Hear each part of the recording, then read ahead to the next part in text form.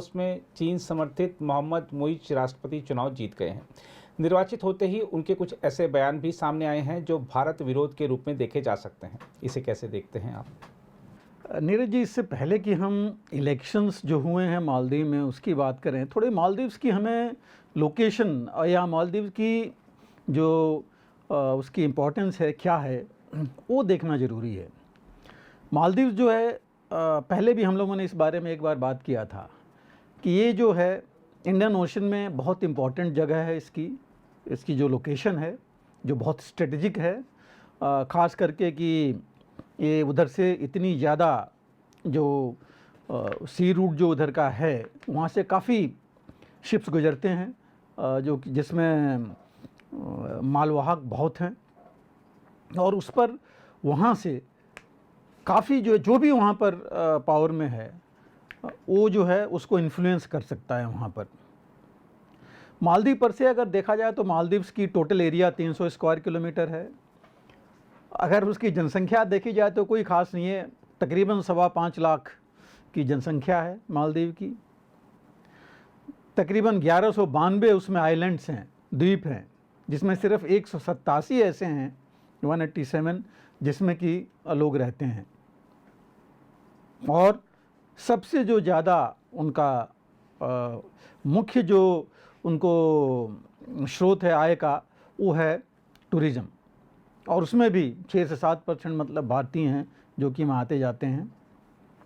तो मेन जो अगर देखा जाए उसकी लोकेशन और उसका फैलाव, वही जो है उसकी इम्पोर्टेंस है वहाँ पर। और जहाँ तक वहाँ पर चुनाव की बात है, वहाँ पर चुनाव तो एक्चुअली 2008 से ही शुरू हुए थे। उससे पहले मल्टी पार्टी थी ही नहीं, इसलिए चुनाव नहीं हो पाते थे। उसके बाद ही मल्टी पार्टी चुनाव शुरू हुए थे। और इससे पहले अभी जो राष्ट्रपति हैं सोलिह, उससे पहले यामीन थे, जो कि पूरी तरह चीन के साथ थे, चीन सपोर्टेड थे। उसके बाद सोलिह आए थे जिन्होंने इंडिया फर्स्ट का नारा दिया था, भारत के साथ थे, भारत ने भी उनकी काफ़ी मदद की। लेकिन अभी जो चुनाव हुए हैं इस समय,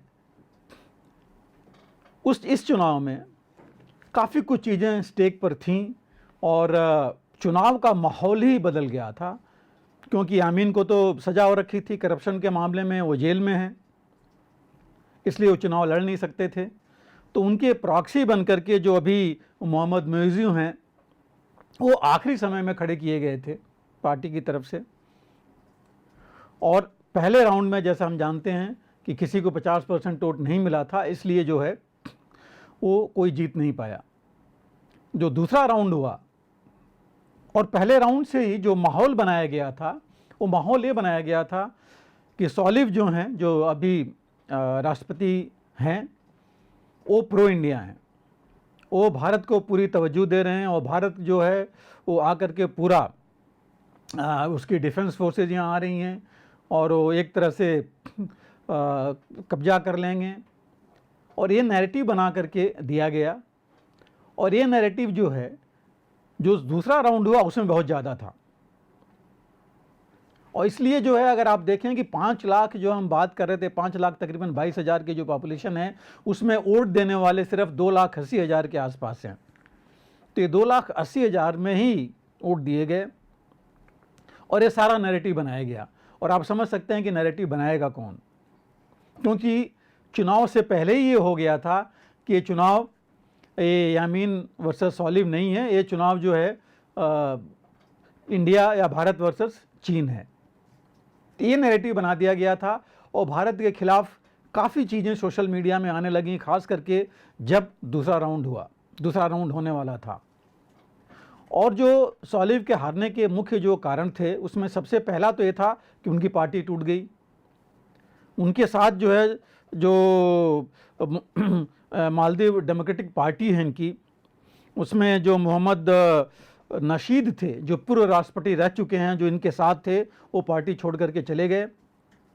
और दूसरे राउंड में वो न्यूट्रल थे, अगर वो सपोर्ट किए होते तो सालिफ जीत गए होते, लेकिन वो दूसरे राउंड में न्यूट्रल थे। दूसरा जो उसमें नैरेटिव ये दिया गया कि इसमें जो मैंने कहा था पहले, एंटी इंडिया सेंटिमेंट बनाया गया और काफ़ी उसके ऊपर सोशल मीडिया में दिया गया, लोगों की भावनाओं को भड़काया गया। और तीसरा था कि वोटर टर्नआउट भी इस बार कम था पहले के मुताबिक। तो 3 मुख्य कारण थे जिसकी वजह से इस हिसाब से इलेक्शन में सालिफ हारे और मैं कहूँगा कि चीन जीता या मोइजू जीते। और ये जो इलेक्शंस की जहाँ तक की बात है, इसमें जो इंडिया फर्स्ट की पॉलिसी थी सालिफ की, उससे उनको भी फ़ायदा हो रहा था और पूरे मालदीव्स को फ़ायदा हो रहा था, क्योंकि इंडिया ने, भारत ने वहाँ पर उनके इंफ्रास्ट्रक्चर के लिए, उनकी खुद की सिक्योरिटी के लिए बहुत कुछ किया था, काफ़ी कुछ इन्वेस्टमेंट की थी, उनको एड भी बहुत दिया था। एक बंदरगाह भी बन रहा था जो भारत उनके नेवल डॉकयार्ड बना रहा था और बना रहा है, जो कि बनेगा। तो ये सब चीज़ें थी जिसको लेकर के इन्होंने काफ़ी कुछ चीज़ें फैलाई इसके अगेंस्ट, और जिसकी वजह से ये फ़र्क वहाँ पर पड़ा। अब जो जहाँ तक सवाल अभी मोहम्मद मोइज़ू का है, इन्होंने पहले ही बोल रखे हैं कि यामीन को माफ़ कर देंगे, और अल्टीमेटली मुझे लग रहा है कि यामीन ही आकर के दोबारा वहाँ राष्ट्रपति बनेंगे, अगर सारी बाधाएं दूर हो जाती हैं, ख़ास करके लीगल जितनी भी चीज़ें ही थी, क्योंकि इनको वोट तो 43% मिले हैं और 46% जो है उनको मिले हैं सालिफ को, तो काफ़ी वोट्स इनको मिले हैं और इस हिसाब से जीते हैं। तो मालदीव्स का जो मेन, जैसे मैंने कहा था, इम्पॉर्टेंस यही है कि वहाँ रह करके इंडियन ओशन का जो वो एरिया है उसमें वो काफ़ी कंट्रोल कर सकता है, क्योंकि गल्फ़ ऑफ अदन जो है और गल्फ़ ऑफ हार्मूज़, ये दोनों बहुत इम्पॉर्टेंट हैं, जहाँ से कि बहुत ज़्यादा ट्रैफिक जो सी का है, समुद्र का जो शिप्स हैं बहुत ज़्यादा जाते हैं। और उसको जो है, जहाँ तक हम अभी बात कर रहे थे कि चीन ज़रूर चाहता है कि वो उस इलाके में अपना इन्फ्लुएंस रखे, क्योंकि पहले भी यामीन के टाइम उसका था और जाने के बाद उसका इन्फ्लुएंस बहुत कम हो गया था। और जहाँ तक सवाल है मोइज़ू का, उन्होंने बोल रखा है, उनका कहना था कि वो फॉरेन ट्रुप्स को नहीं रहने देंगे। और जहाँ तक भारत का सवाल है, वहाँ पर 2-3 हैं हमारे, क्योंकि भारत ने उनको हेलीकॉप्टर दे रखे हैं, एयरक्राफ्ट कुछ हैं वहाँ पर, तो इसके मेंटेनेंस और सर्विसिबिलिटी के लिए, उनकी ट्रेनिंग के लिए भारत के कुछ लोग वहाँ पर हैं, फोर्सेज हैं वहाँ पर, बहुत कम है, सिर्फ इसी काम के लिए हैं। लेकिन उन्होंने बताया है, और उनका कहना था कि फ़ॉरेन कोई फोर्स नहीं रहेगी, मतलब चीन का भी नहीं रखेंगे या किसी देश का नहीं रखेंगे। अगर नहीं रखेंगे तो कैसे उनकी सुरक्षा सुनिश्चित होगी, कैसे उनकी ट्रेनिंग होगी, ये थोड़ा मुश्किल सवाल है देखना वहाँ पर।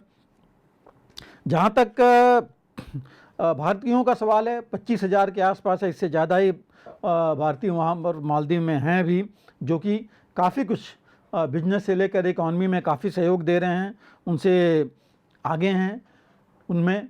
और मालदीव्स के एजुकेशन, ख़ास करके टेक्निकल, मेडिकल, इसके लिए बहुत जो है लड़के वहाँ से आते हैं भारत में, एजुकेशन के मामले में, इकॉनमी के लिए भी, जो टेक्निकल एजुकेशन के लिए। तो ये सब काफ़ी कुछ आगे बढ़ गया था, मुझे नहीं लगता कि इतनी जल्दी ये कम हो सकता है।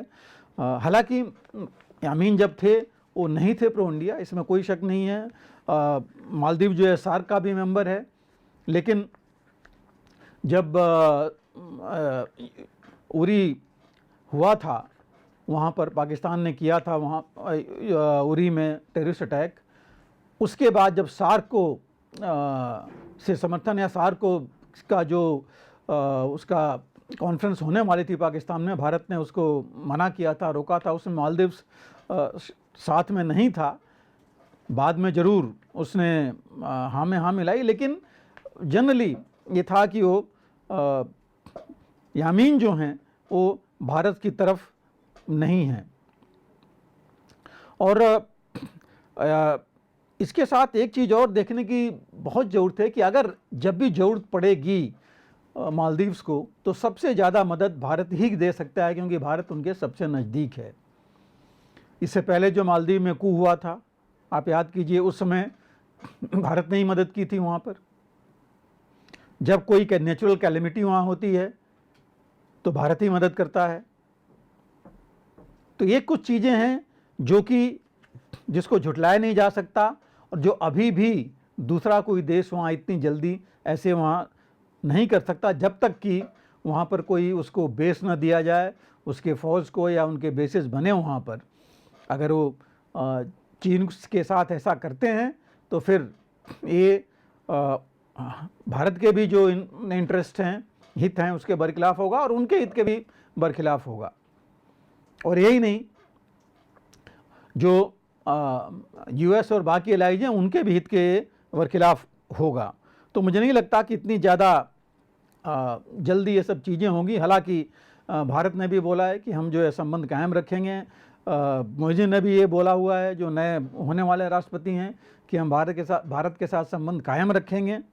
और भारत वेट एंड वॉच की जो पॉलिसी है वो अभी अपनाएगा, देखेगा कि ये क्या करना चाहते हैं, क्या कर रहे हैं।